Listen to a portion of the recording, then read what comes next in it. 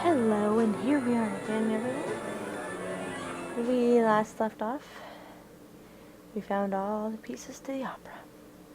Now, let's look at all this. Wagner's layout of the theater. I suppose that large X had something to do with the seating arrangements. It's in a nice line from the chandeliers. Okay. Let's see what else we had. Nothing. Here we go. Der Fluch des Engelhart by Richard Wagner, conducted by Herr Klaus Immerding and Herr Georg Immerding. I can't believe we've pulled it off. Der Fluch, I can't believe we...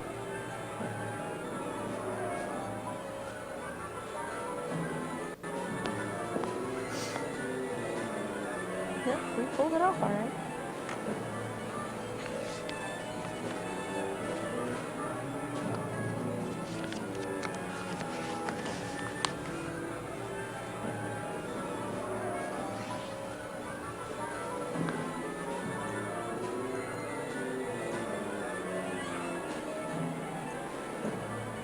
The Curse of Engelhart by Richard Wagner.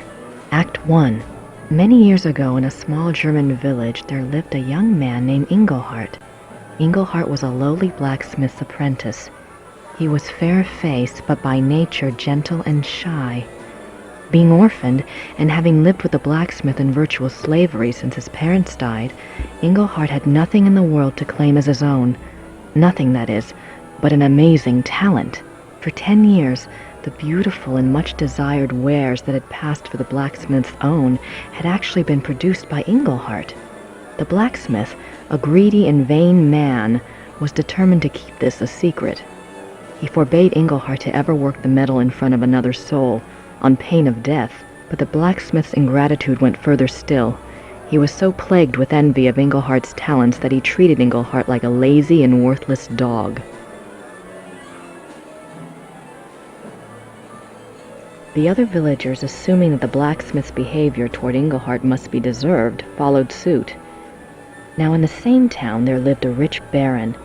The baron maintained a patronly and righteous face with the villagers, but it was rumored that he was actually unspeakably cruel and wicked. There was also a young maiden, Hildegunde, who was lovely and good-hearted.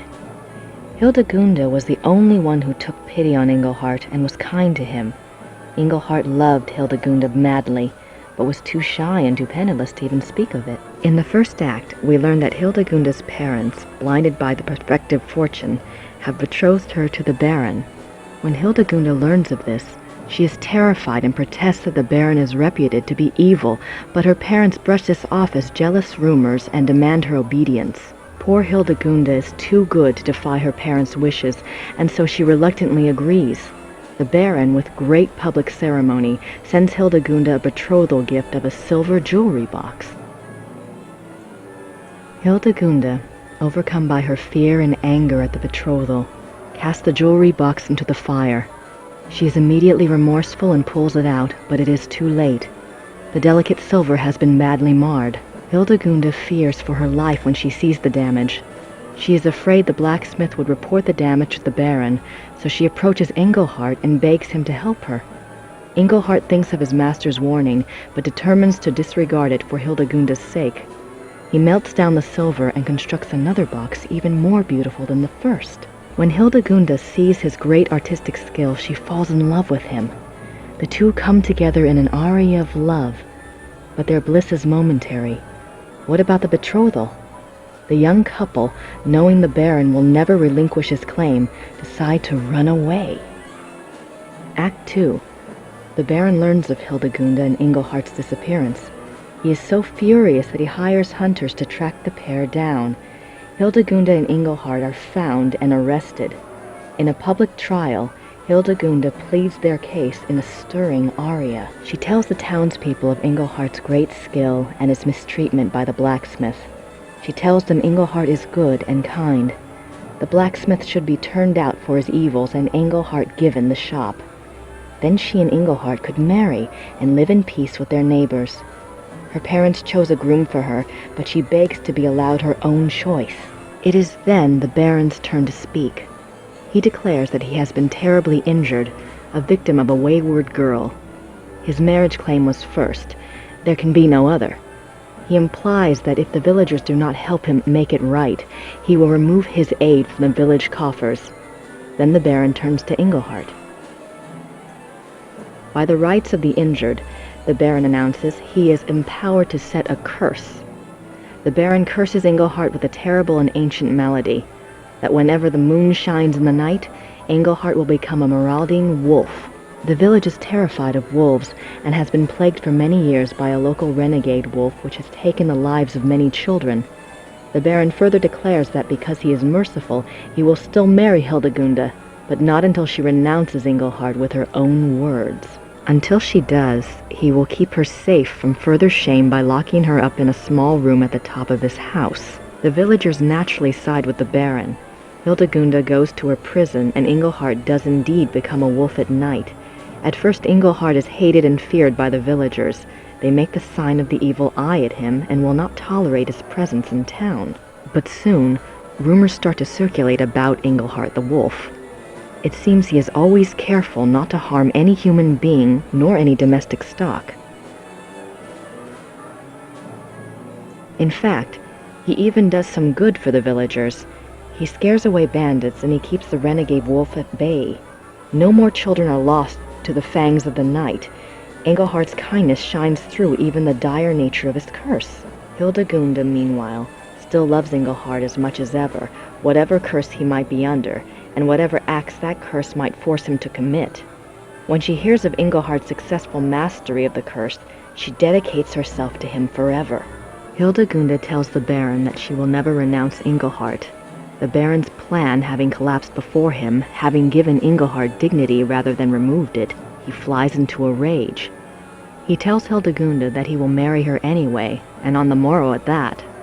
She will become his wife or her parents' life will be forfeit. Act 3. The final act begins with the wedding feast for Hildegunda and the Baron. Hildegunda has cooperated due to her fear for her parents' lives, but now that the service is over, she is horrified to find herself that Baron's wife, and is mourning her final separation from Engelhart. After her poignant opening aria, the Baron approaches her and tries to draw her back to the party. He calls for the entertainment, hoping to cheer her up. In strides a traveling show of minstrels. They wear comic costumes and full face paint and immediately proceed to play and juggle for the crowd. One of them, a mime with a tragic frown painted on his face, seems to want to hover near and amuse the bride.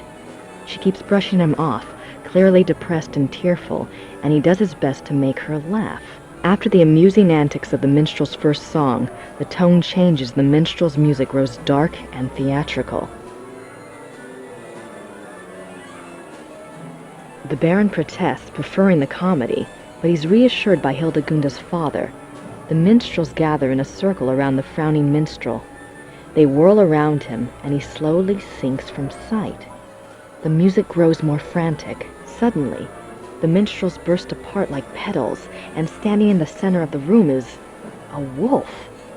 The villagers scream, but Hildegunda cries out that it is Engelhart. The wolf does not attack the crowd. It only lifts its head and begins to howl. The Baron screams at the wolf to stop, and he screams at the villagers to kill the wolf, but they only stare in horror. The Baron pulls his hair and gnashes his teeth. He rises and makes it to the center of the banquet hall, where he falls down in a heap of wedding silk. What emerges from the silk is another wolf. Engelhart has revealed the Baron's terrible secret for all to see. He was the renegade wolf that had terrorized the village. The Baron wolf escapes from the hall through the main archway. Engelhart leaps after him. The villagers rally in a cry of horror and fury. One of the men grabs an axe from the wall and entreats the others to follow. They will stalk and kill the murderous wolf. The villagers storm through the archway. Hildegunda follows. The final scene takes place in the woods outside the village. The villagers hunt the two wolves. They follow the wolf tracks, singing of the apparent ferocity of the battle between the two wolves. Hildegunda answers the men's excitement with her own fear for Ingleheart's life. The crowd emerges into a clearing. There, the two wolves are engaged in a final deadly embrace. As they watch, Ingleheart triumphs and the Baron Wolf sinks to the ground and dies. Unfortunately, Ingleheart is mortally wounded. His curse has been broken by the Baron's death, but it is too late. Hildegunda sings her love to him, while the villagers pronounce him a great hero. Ingleheart dies, and all mourn in a sorrowful final aria. That's pretty sad. Anyways, tearful story.